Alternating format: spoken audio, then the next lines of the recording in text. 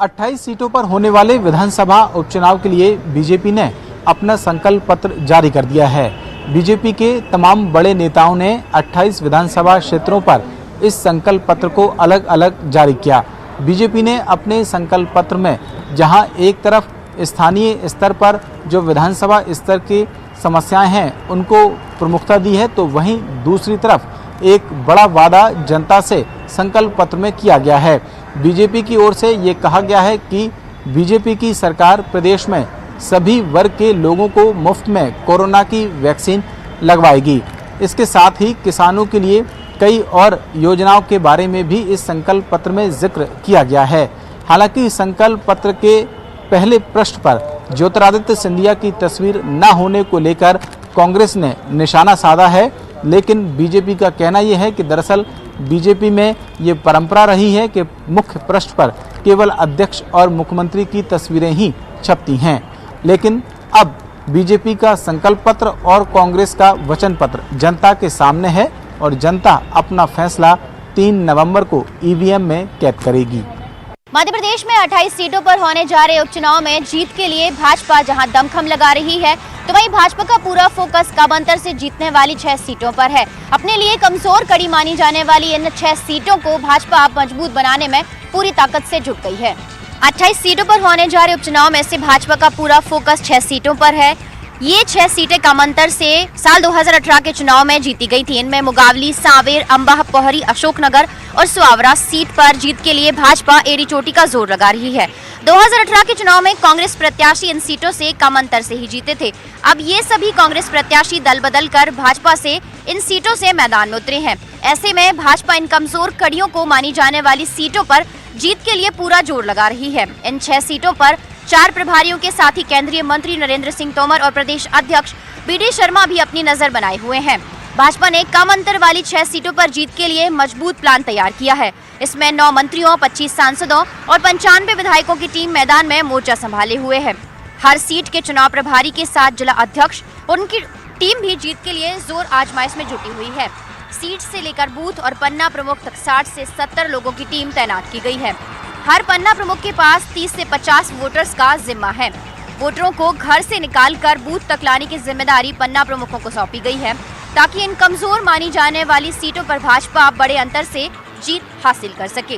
कमजोर कड़ी मानी जाने वाली इन 6 सीटों पर वही प्रत्याशी मैदान में हैं जो साल 2018 के चुनाव में कांग्रेस से मैदान में थे, लेकिन अब वही प्रत्याशी भाजपा से इस बार मैदान में उतरे हैं। उनके जीत के लिए भाजपा इस बार पूरी ताकत झोंक रही है, ताकि इन कमजोर मानी जाने वाली सीटों पर भाजपा बड़े अंतर से जीत सुनिश्चित कर सके। पूर्व मुख्यमंत्री दिग्विजय सिंह ने सैकड़ों कार्यकर्ताओं के साथ चुनाव आयोग के दफ्तर पर प्रदर्शन किया था। इस मामले को लेकर अब एमपी नगर पुलिस ने 150 कांग्रेस कार्यकर्ताओं पर मामला दर्ज किया है। उपचुनाव को लेकर दोनों ही राजनीतिक दल अब लगातार चुनाव आयोग के दरवाजे खटखटा रहा है। इसे लेकर एक दिन पहले पूर्व मुख्यमंत्री दिग्विजय सिंह अपने सैकड़ों समर्थकों के साथ चुनाव आयोग के दफ्तर पहुंचे और वहां पर भाजपा के नेताओं के खिलाफ प्रदर्शन किया। पूर्व मुख्यमंत्री का आरोप था कि भाजपा नेता अधिकारियों पर दबाव बनाकर काम करवा रहे हैं और चुनाव ड्यूटी में लगे हुए अधिकारी भी भाजपा के इशारे पर काम कर रहे हैं। ऐसे अधिकारियों पर कार्रवाई की जाए। इस बात को लेकर पूर्व मुख्यमंत्री ने चुनाव आयोग के दफ्तर के सामने बैठकर जमकर हंगामा किया। इस पूरे मामले के बाद एमपी नगर पुलिस ने तकरीबन 150 से ज्यादा कांग्रेस कार्यकर्ताओं पर मामला दर्ज किया है। जैसे जैसे उपचुनाव की तारीख करीब आ रही है, वैसे ही नेताओं का लगातार शिकायतों का सिलसिला भी बढ़ता जा रहा है। अब देखने वाली बात यह है कि कौन से दल के बड़े नेताओं पर कार्रवाई की जाती है। सांवेर उपचुनाव में प्रशासनिक मशीनरी के दुरुपयोग का आरोप लगाते हुए आज कांग्रेस ही डीआईजी ऑफिस पहुंच गए। कांग्रेस विधायक जीतू पटवारी ने आरोप लगाया कि उनके कार्यकर्ताओं पर झूठे मुकदमे दायर कर उनको डराया जा रहा है और चुनाव को प्रभावित करने की कोशिश की जा रही है। सांवेर उपचुनाव में कांग्रेस कार्यकर्ताओं पर झूठे मुकदमे दर्ज करने के आरोप लगाते हुए कांग्रेस ने आज डीआईजी ऑफिस के गेट पर धरना प्रदर्शन किया और पुलिस प्रशासन के खिलाफ नारेबाजी की। कांग्रेस के कार्यकारी प्रदेश अध्यक्ष जीतू पटवारी ने पुलिस और प्रशासन के अधिकारियों पर बीजेपी के इशारे पर काम करने का आरोप लगाया और कहा कि उनके कार्यकर्ताओं पर बीजेपी के नेताओं के इशारे पर झूठे मुकदमे दर्ज कराए जा रहे हैं। अधिकारी भेदभावपूर्ण तरीके से काम कर रहे हैं। ऐसे में स्वतंत्र और निष्पक्ष चुनाव पर संदेह है। बीजेपी के पक्ष में काम करने वाले अधिकारियों को तत्काल हटाया जाए और झूठी एफआईआर तत्काल वापस ली जाए। उनके ये कार्यकर्ता बबलू यादव पर गलत तरीके से लगाई गई धारा 307 को हटाया जाए। धरने में शामिल विधायकों विशाल पटेल, संजय शुक्ला और प्रेमचंद गुड्डू ने पुलिस की कार्यप्रणाली पर सवाल खड़े किए। उन्होंने चेतावनी दी कि इस दौरान जीतू पटवारी की एडिशनल एसपी राजेश रघुवंशी से जमकर बहस भी हुई। सांवेर से कांग्रेस के प्रत्याशी प्रेमचंद गुड्डू ने तो कलेक्टर मनीष सिंह को हटाने की मांग की। उन्होंने कहा कि इन कलेक्टर के रहते हुए स्वतंत्र और निष्पक्ष चुनाव होना मुमकिन दिखाई नहीं दे रहा है। प्रदेश के 28 विधानसभा सीटों पर होने जा रहे उपचुनाव से पहले बीजेपी और कांग्रेस के बीच शिकायतों की सियासत ने रफ्तार पकड़ ली है। बीजेपी और कांग्रेस हर दिन चुनाव आयोग को शिकायतें भेजकर एक दूसरे की घेराबंदी करने की कोशिश में जुटे हैं। सबसे ज्यादा शिकायतें कांग्रेस की तरफ से चुनाव आयोग को भेजी गई हैं। कांग्रेस की तरफ से अब तक चुनाव आयोग को 250 से ज्यादा शिकायतें भेजी गई हैं। इसमें बीजेपी के नेता, उम्मीदवार और सरकारी अधिकारी कर्मचारियों से लेकर फर्जी मतदाता सूची को लेकर शिकायतें शामिल हैं। इसके अलावा बीजेपी की तरफ से अब तक चुनाव आयोग को 170 शिकायतें भेजी गई हैं। इसमें कांग्रेस के नेता कमलनाथ, दिग्विजय सिंह से लेकर कांग्रेस पार्टी के उम्मीदवारों को लेकर शिकायतें शामिल हैं। भोपाल से लेकर दिल्ली तक शिकायतें कर एक दूसरे को घेरने में लगे बीजेपी और कांग्रेस कहीं ना कहीं एक दूसरे पर दबाव बनाने की राजनीति करते हुए नजर आ रहे हैं। चुनाव आयोग को अब तक 500 से ज्यादा शिकायतें मिल चुकी हैं। इन्हीं शिकायतों के आधार पर अब तक ढेरों पुलिस और प्रशासनिक अफसरों के तबादले हो चुके हैं। प्रदेश में अभी उपचुनाव होने में 5 दिन का समय बाकी है। ऐसे में अंदाजा लगाया जा सकता है कि अगले 5 दिनों में और कितनी शिकायतें चुनाव आयोग को मिलेंगी। 2 दिन पूर्व गड़ा फाटक स्थित महाकाली के विसर्जन जुलूस के दौरान जो विवाद हुआ, लाठीचार्ज हुआ, उसका उग्र विरोध देखने को मिल रहा है। तमाम हिंदुवादी संगठन आज पुलिस अधीक्षक कार्यालय का घेराव करने जा रहे थे। इस बीच पुलिस ने उसने रोक दिया। खास बात यह है कि जो पूरा घटनाक्रम था उसमें खुद कलेक्टर करमवीर शर्मा ने एक कार्यकर्ता को ढकेला था, उस पर हाथ उठाया था और उसके बाद पुलिस ने भी कार्यकर्ताओं पर लाठी भाजी थी। बहरहाल पूरे मामले की पुलिस जांच की बात कह रही है। हिंदुवादी संगठनों ने अपील किया कि जिस प्रकार से उन पर मुकदमे लादे जा रहे हैं और कहीं ना कहीं धर्म विशेष पर पुलिस का एक पक्षी कार्रवाई हो रही है, वो नहीं होनी चाहिए और खुद कलेक्टर पर सेक्युलर होने के आरोप हिंदुवादी संगठनों ने लगाए हैं। बहरहाल पूरा मामला तूल पकड़ रहा है। विरोध की आवाज जो है वो लगातार उठ रही है और तमाम हिंदुवादी संगठन अब प्रदेश सरकार से भी कहीं ना कहीं जो दोषी पुलिस अधिकारी और प्रशासनिक अधिकारी है उनके खिलाफ कार्रवाई की मांग को लेकर यहां पर अड़े हुए हैं। मुरैना की अंबा विधानसभा सीट से बीजेपी के लिए राहत की खबर है। वहां से बंसीलाल जाटव जो भाजपा के 3 बार के पूर्व विधायक हैं और वो इस बार टिकट न मिलने से नाराज थे और बागी होकर सपा से टिकट लेकर आए और चुनाव मैदान में कूद पड़े। कल देर रात केंद्रीय मंत्री नरेंद्र सिंह तोमर के हस्तक्षेप के बाद उन्होंने वापस भाजपा की सदस्यता ले ली है और जो अंबा से भाजपा के प्रत्याशी हैं कमलेश जाटव, उनके समर्थन में वो बैठ गए हैं। अब वो भाजपा के लिए फिर से वोट मांगेंगे और कमलेश जाटव को जिताने के लिए काम करेंगे।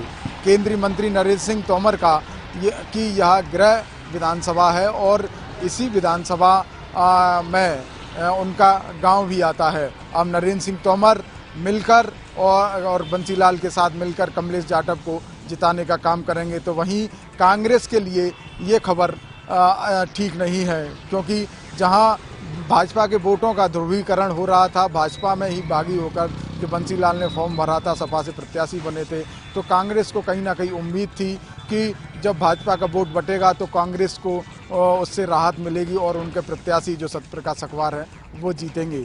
लेकिन अब भाजपा में वापस बंसीलाल के मिलने के बाद कांग्रेस की जीत की राह आसान नहीं होगी।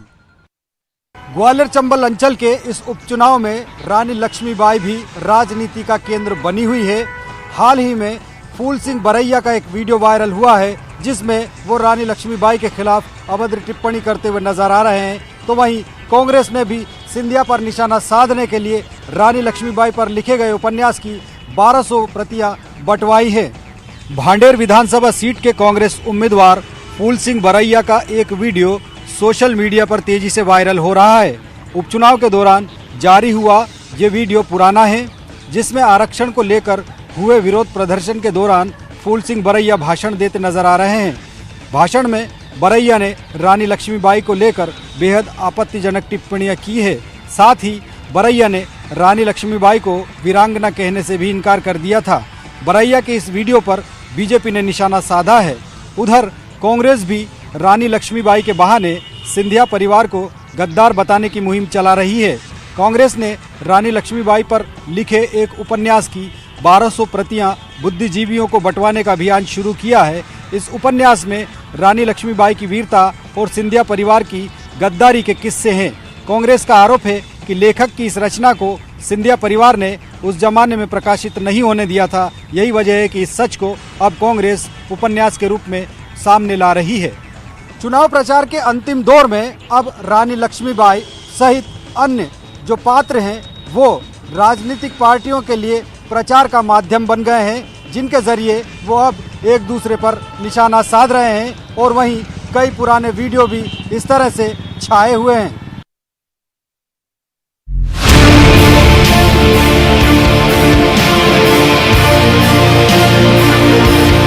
मरवाही के अखाड़े में अब अंतिम लड़ाई की पूरी तरह से तैयारियां चल रही हैं। पूर्व मुख्यमंत्री डॉक्टर रमन सिंह तो दूसरी ओर मुख्यमंत्री भूपेश बघेल दोनों 72 घंटे के लिए मरवाही के अखाड़े में उतर रहे हैं। दोनों रैलियां करेंगे, साथ ही रोड शो भी करेंगे। जिस तरह से मरवाही में जो जीत के भी दावे शुरू हो गए हैं, चाहे बीजेपी हो चाहे कांग्रेस हो, कांग्रेस का कहना है कि वो परंपरागत सीट कांग्रेस की रही है और कांग्रेस का गढ़ रहा है मरवाही, वहां पर कांग्रेस जीतेगी, ऐसा दावा मुख्यमंत्री भूपेश बघेल कर रहे हैं। तो वहीं दूसरी ओर पूर्व मुख्यमंत्री डॉक्टर रमन सिंह ये कह रहे हैं कि वहां पर जीत बीजेपी की सुनिश्चित है और इसीलिए वहां पर पूरी तरह से सरकारी महकमे को तैनात किया गया है। लेकिन अब देखना यह होगा कि जिस तरह से 3 नवंबर को मरवाही का मतदान होना है, मरवाही के मतदान के बाद 10 नवंबर को जब रिजल्ट आएंगे उसके बाद ही तय होगा कि मरवाही के दंगल में जीत किसकी हुई है। लेकिन उससे पहले जिस तरह से राजनीतिक दलों ने अपनी पूरी ताकत मरवाही में झोंक दी है। लेकिन किसानों के लिए दिवाली से पहले एक बड़ी खबर निकलकर सामने आई है। राहत भरी खबर है कि जो चना प्रोत्साहन राशि है उसका आवंटन राज्य सरकार के द्वारा कर दिया गया है। जिस तरह से बात करें तो जिले के किसानों को 74 करोड़ रुपए की राशि आवंटित की गई, जिसमें प्रथम किस्त के रूप में 70 करोड़ 22 लाख रुपए राशि प्राप्त हो गई है, जिसे चारों ब्लॉक के किसानों के खाते में जो है ट्रांसफर की प्रक्रिया शुरू कर दी गई है। गौरतलब हो कि बीते साल जो है साल 2019 दिसंबर से लेकर मार्च 2020 तक जो अतिवृष्टि और ओलावृष्टि हुई थी, जिससे जिले के किसानों की फसलें काफ़ी संख्या में बर्बाद हुई थी, जिसमें खासकर जो चने की फसल है उससे काफ़ी नुकसान हुआ था, जिसे सर्वे के आधार पर रिपोर्ट बनाई गई थी, जिसमें 74 करोड़ रुपए की राशि का अनुमान लगाया गया था, जिसकी रिपोर्ट राज्य सरकार को भेजी गई थी। राज्य सरकार ने इसकी राशि का जो है आवंटन जारी कर दिया गया है और किसानों के खाते में ये डलना भी शुरू हो गया है। तो ये इस तरह से कह सकते हैं कि दिवाली त्यौहार के पहले किसानों को सरकार की तरफ से बड़ी राहत देने का प्रयास किया गया है। जिला कलेक्टर ने सभी एसडीएम जो हैं उसको निर्देश जारी कर दिए हैं जिस ब्लॉक की जो राशि है वो किसानों के खाते में जल्द से जल्द जो है ट्रांसफर कर दी जाएगी।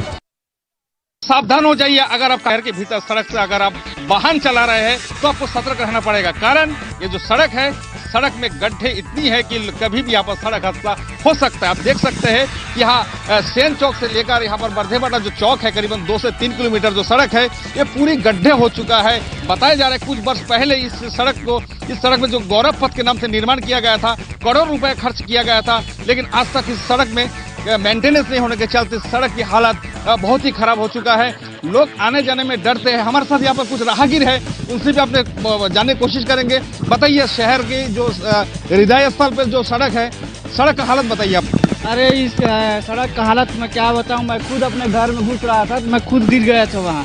सड़क का हालत इतना जर्जर हो गया है कि चलना मुश्किल हो गया है ना।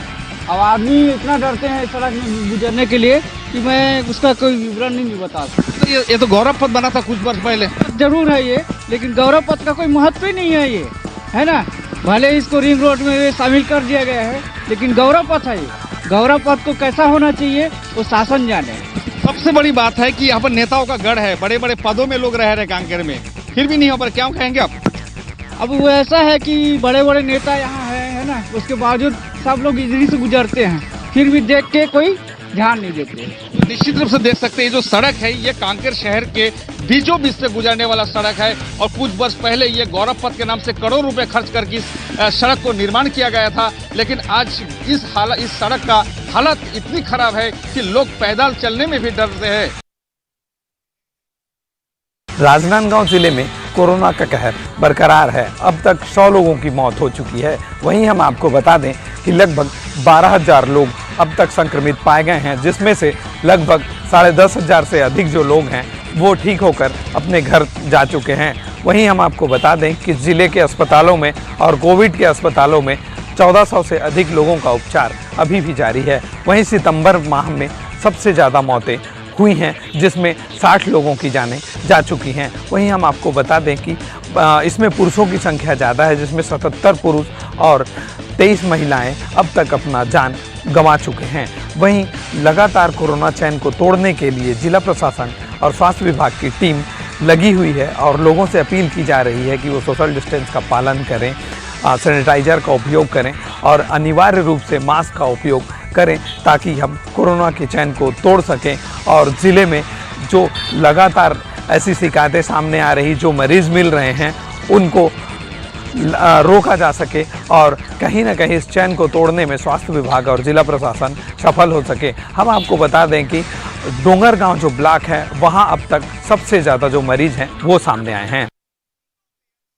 राज्य शासन की मंशा अनुरूप दुर्ग जिले की महिलाएं लगातार कार्य कर रही हैं। महिलाओं द्वारा गोबर का मल्टी यूज किया जा रहा है, एक और वर्मी कंपोस्ट तैयार किया जा रहा है, तो दूसरी ओर जो है महिलाएं गोबर के कंडे, गोबर के दिए और तमाम उत्पाद तैयार कर रही हैं, जिससे न सिर्फ महिलाओं को रोजगार मिला है, बल्कि इनके उत्पाद जो है वो बिक्री के लिए भी बाजार में आ चुके हैं, जिससे इनको लाभ हो रहा है। तो इस तरह से एक गोबर का मल्टी यूज किया जा रहा है। गोबर से बने आकर्षक उत्पादों को देखते हुए विभिन्न प्रांतों से इनकी डिमांड आ रही है। इनकी डिमांड न सिर्फ प्रदेश के कोने कोने से आ रही है, बल्कि विदेशों से भी आई है, जिससे न सिर्फ महिलाएं उत्साहित हुई हैं, बल्कि जिला कलेक्टर भी बेहद खुश हैं और वो इनको लगातार मंच देने के लिए प्रयास कर रहे हैं। दुर्ग कलेक्टर ने तमाम निगम के अधिकारियों को ये निर्देशित किया है कि इन्हें अपने उत्पादों की बिक्री के लिए व्यापक स्थान दिया जाए, जिसके तहत कार्रवाई चालू हो गई है। दुर्ग जिला पंचायत द्वारा एक विहान मेले का भी आयोजन किया जा रहा है, जिसमें जो दुर्ग जिले के करीब 70 समूह हैं, जिनके द्वारा ये उत्पाद